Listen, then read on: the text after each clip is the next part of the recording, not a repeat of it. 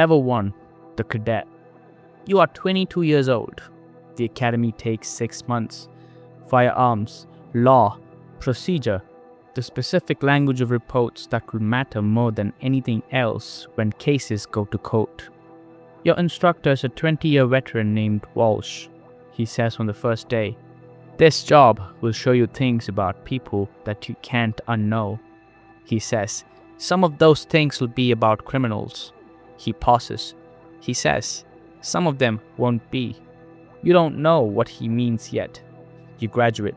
You get your badge. You get assigned to the 14th percent. Your training officer is a cop named Reyes, 12 years on the job. He drives the same streets every night like he owns them, which in some ways he does. Week 1, a Tuesday night. You're on patrol. Reyes pulls the car over on a dark street in a part of the city most people don't drive through after the dark. A man gets in the back seat. They talk for 4 minutes. The man hands Reyes an envelope. Reyes puts it in his jacket.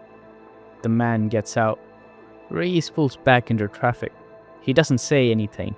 You don't say anything. You file it away. You don't report it. That decision will follow you for 23 years. Level 2. The patrol officer. 3 years in, you know these streets now. Every corner, every face that shouldn't be there, every car parked too long. You've made good arrests, built solid cases, testified in court 8 times, won 7. You're good at this. But you've also learned how the precinct actually works. Not the way it's written in the manual, the way it actually works. Which cases get resources and which don't. Which neighborhoods get protection and which get managed. Which complaints disappear and which ones get investigated. You tell yourself this is just how things are, everywhere, always. You tell yourself it doesn't affect the work you do. Most days you believe it. But you still think about Reyes and the envelope sometimes. Reyes got promoted last year. Level 3. The detective. You make detective at 28. Homicide. The cases are different now. Not street level. Not visible. The kind of violence that happens behind closed doors and leaves families sitting in waiting rooms asking questions nobody wants to answer. You are very good at this work. You close cases other detectives gave up on. You develop a reputation for not letting things go. That reputation will help you. It will also eventually be the thing that gets you into trouble. Your first major case, a shooting in a neighborhood that connects to a drug distribution network. You pull the thread. The thread leads somewhere it shouldn't. Not to a street dealer, to a businessman with political connections, and a lawyer who calls your lieutenant before you finish writing a report. Your lieutenant calls you in. He says, "This case is being reassigned." You say, "Why?" He says, "Above your pay grade." You go back to your desk. You think about Reyes and the envelope. You think about the businessman and the lawyer. You think it goes higher than Reyes. You file that away. You open a new case. Level 4. The sergeant. You run a team now. 8 detectives. Your responsibility. You've learned to pick your battles. Not every thread gets pulled. Not every connections get followed. Not every case that leads somewhere uncomfortable gets pursued to the end. You tell yourself this is pragmatism. You tell yourself this is how the job works at this level. You tell yourself you do more good by staying inside the system than you would fighting it from outside. These are all true. They are also all convenient. A young detective on your team comes to you. She's found something. A pattern in evidence submissions. Property seized in drug arrests. Some of it is being logged. Some of it isn't. The difference between what's seized and what's logged is significant. She wants to know what to do. You look at her. You think about the businessman, the reassigned case, Reyes and the envelope.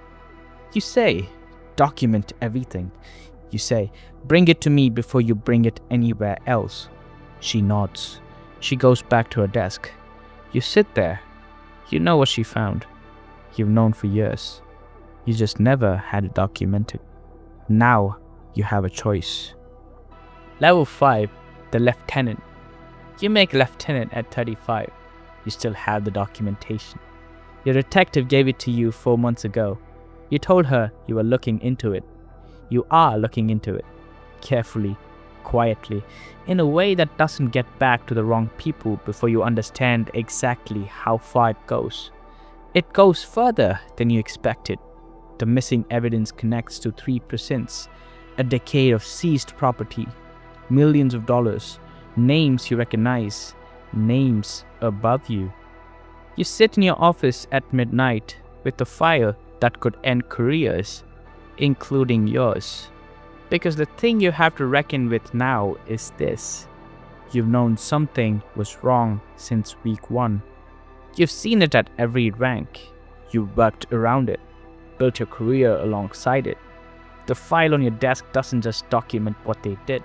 It documents what you didn't do. Every time you looked away, every case you let get reassigned, every thread you chose not to pull. You close the file. You go home. You think about the young detective who trusted you with this. You open the file again. Level 6, the captain. You take the documentation to the FBI, not internal affairs, the FBI. Because you've been in this department long enough to know that internal affairs is not where this goes. It takes 18 months.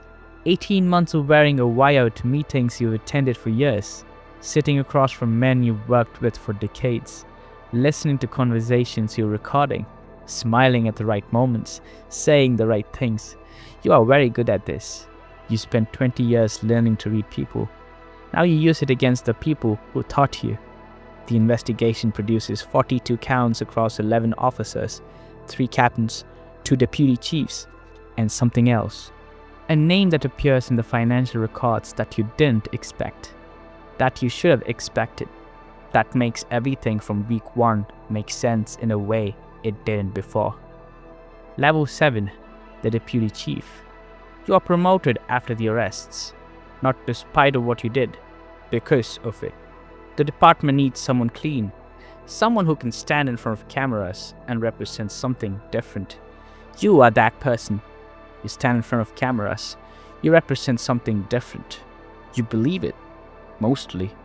But you still think about the 18 months of recordings, the men you sat across from, the conversations you had. Some of them are corrupt, clearly, completely. Some of them are men who made the same calculation you made on week 1 and just kept making it until they couldn't stop. You think about that sometimes. The distance between you and them. Whether it's character or just a specific moment when someone showed you what was possible and you chose differently. You're not sure. Level 8. The chief. You run the department now. 3,000 officers. A city that watches everything you do. A mayor who has opinions. A city council with agendas. A press that wants a story. You sign off on policies. You approve budgets. You sit in rooms where decisions get made that affect people who will never know your name. You think you built something clean. Then, the detective sits across from you. The folder on your desk. Your name at the top. He's been investigating you for 2 years. Not the corruption, not the missing evidence. Week 1. The patrol car. The dark street. Reyes and the envelope. A decision you made at 22 years old that you never reported, that you built a career on top of. The folder contains everything. Every case you let get reassigned. Every thread you chose not to pull. Every moment you looked away. He says, I didn't want it to be you. You say, I know.